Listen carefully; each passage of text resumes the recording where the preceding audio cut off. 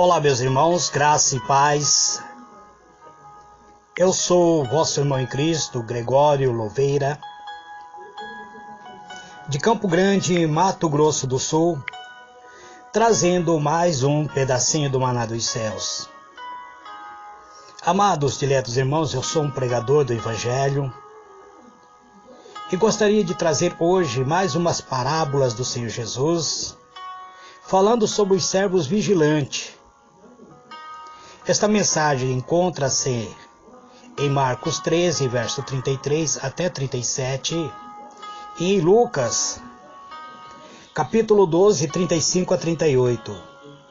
Estarei lendo as duas passagens para trazer uma breve explanação. Estarei usando a versão King James.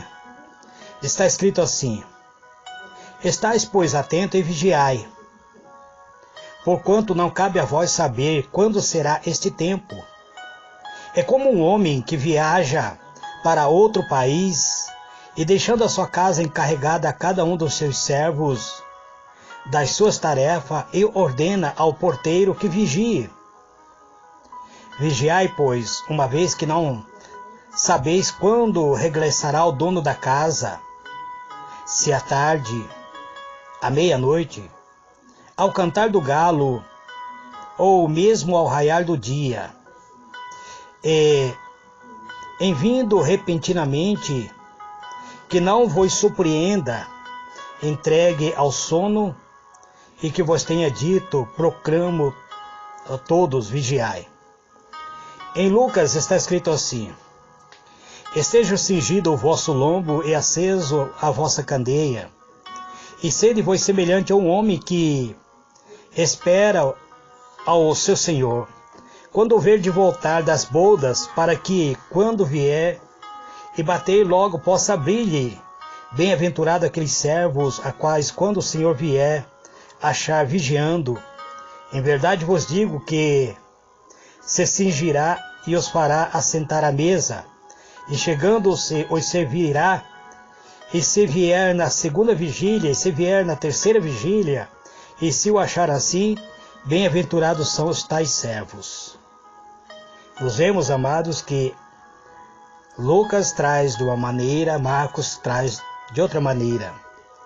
Mas vamos analisar. O livro de Lucas eu li na revista Almeida, revista corrigida, amados. Vamos lá então à explanação de hoje. Quando foi que Jesus contou esta parábola?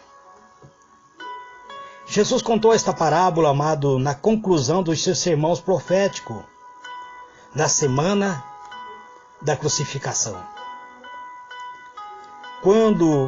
Qual é o significado desta parábola?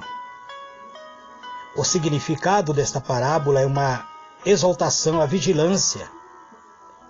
Na ocasião de sua volta, Cristo quer encontrar seus servos aguardando a sua volta. Cristo quer encontrar seus servos vigilantes. A aplicação desta mensagem, amados, é que devemos nos despir de toda a confiança carnal e depositar nossa confiança em nosso Senhor, que um dia voltará.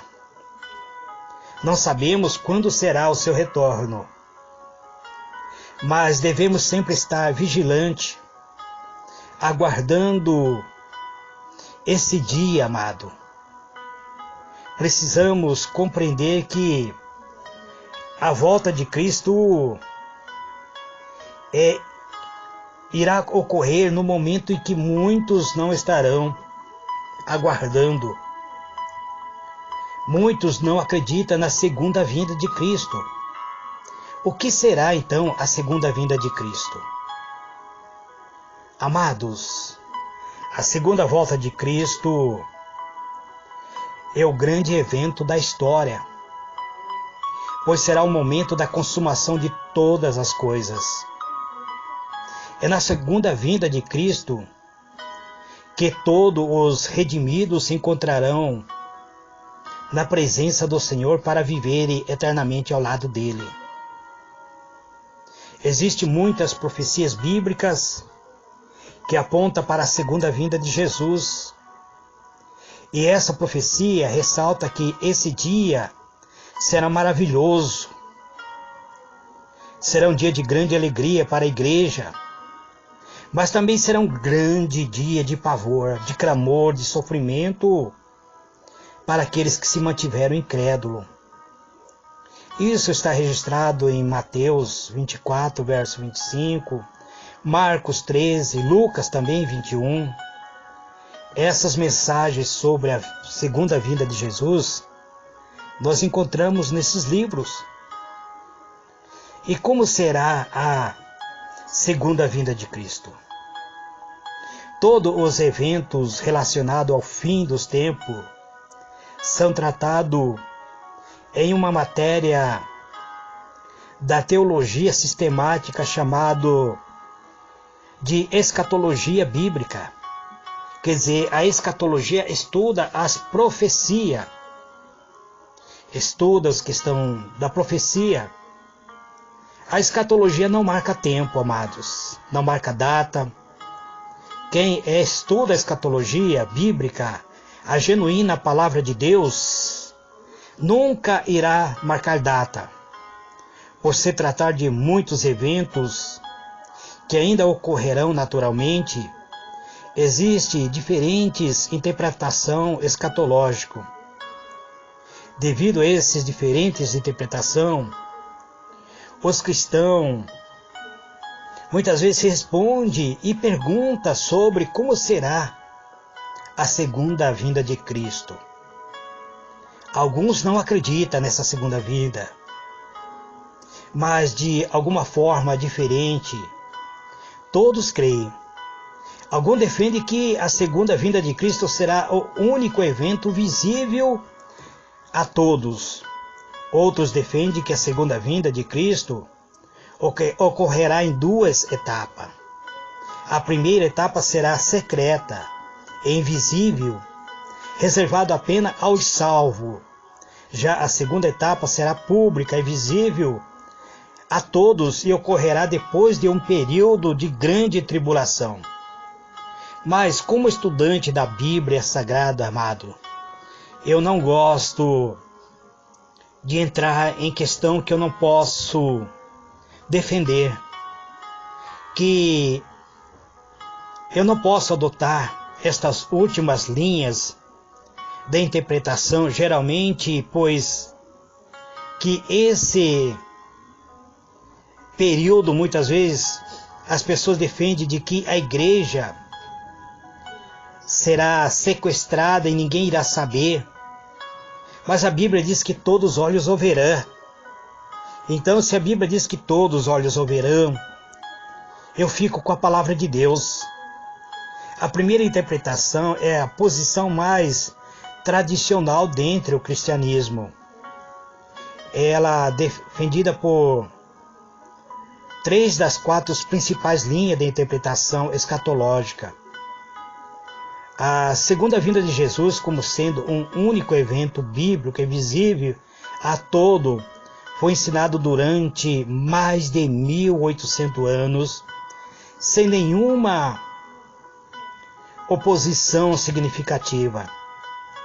Então, amados, eu defendo esta linha de que todos verão, pois eu acredito que a palavra de Deus não muda.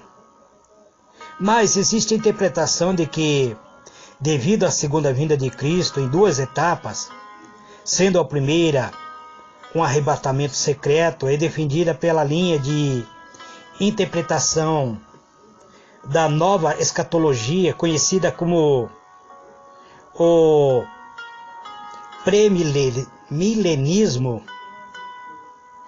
É uma interpretação clássica. Essa interpretação é bastante recente, comparada às outras interpretações.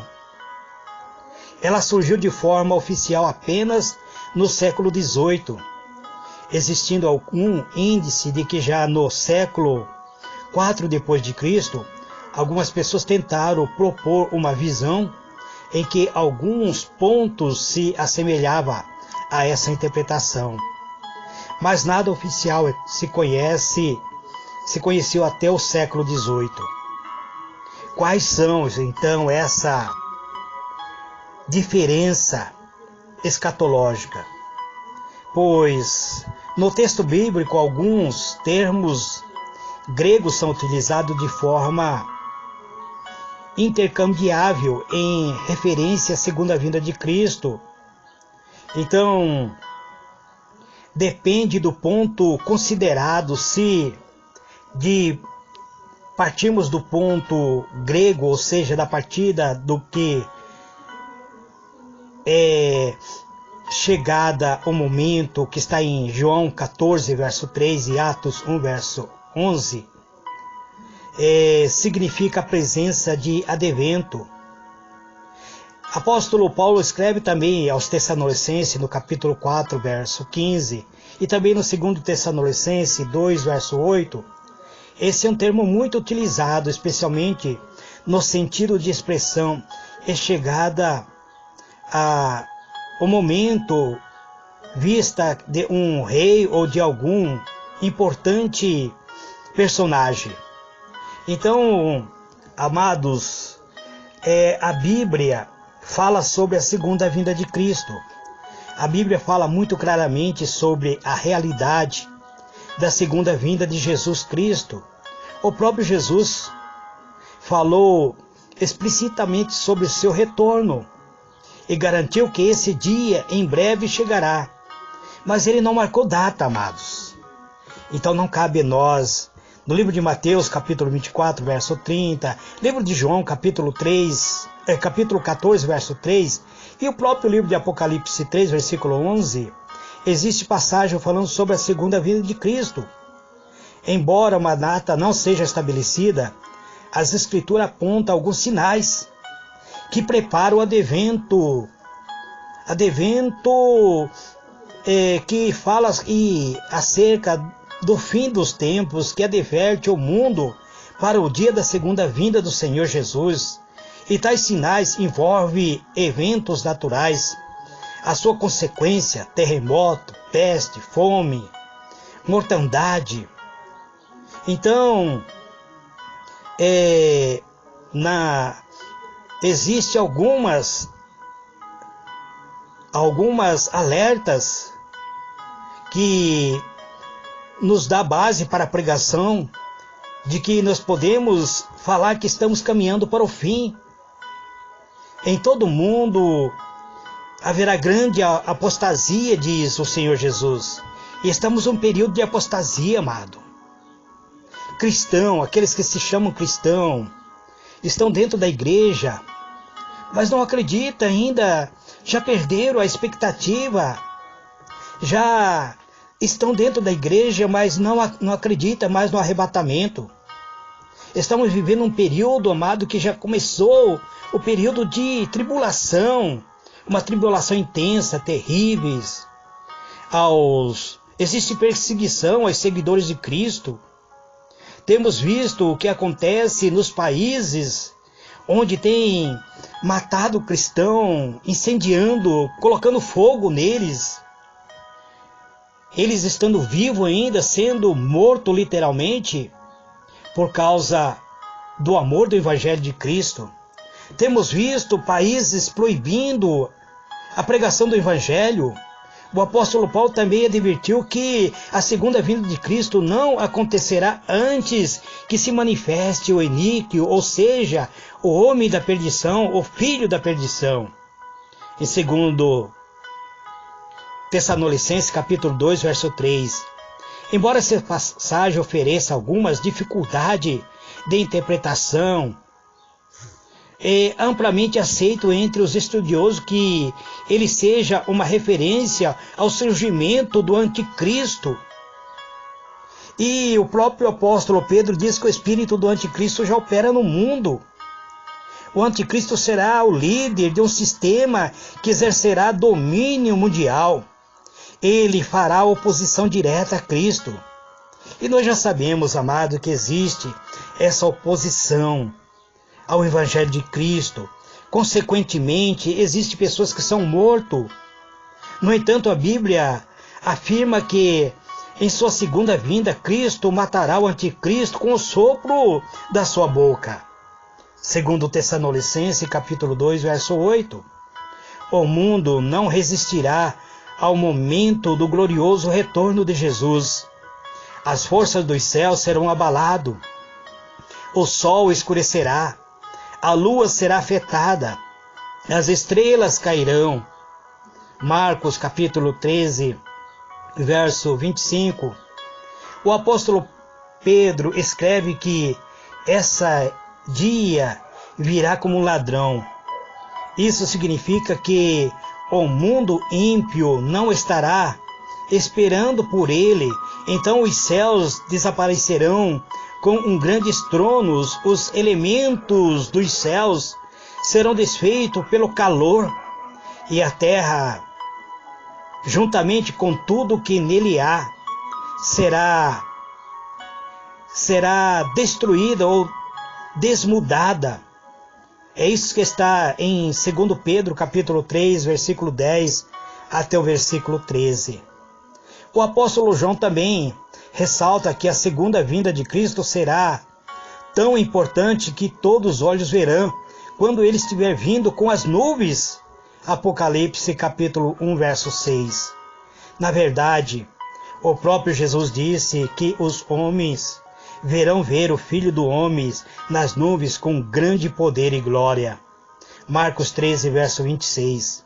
Então eu defendo, amado, que todos os olhos verão. Nesse momento ele enviará os seus anjos a reunir os seus escolhidos em todos os lugares. Marcos 13, verso 27. Portanto, por ocasião do seu grande retorno, Cristo reunirá o seu povo, julgará o mundo iníquo e condenará em destruição eterna Satanás e os seus anjos. Embora existe diferentes interpretações sobre a segunda vinda de Cristo, todos cristãos verdadeiros concordam que esse grande dia chegará, que esse será o mais importante de todo o acontecimento para todos os cristãos genuínos que aguarda a vinda de Cristo.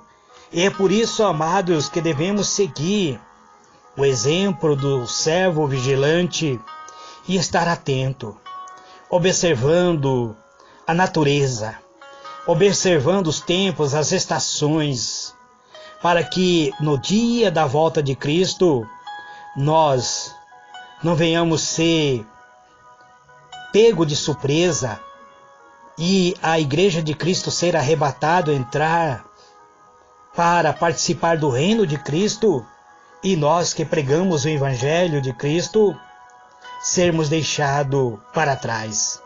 Este, amado, é mais um pedacinho do maná dos céus, falando sobre as parábolas do Senhor Jesus, que eu trago nesse dia de hoje. Que o Senhor ilumine a vossa mente e vos conceda a paz. Amém e amém.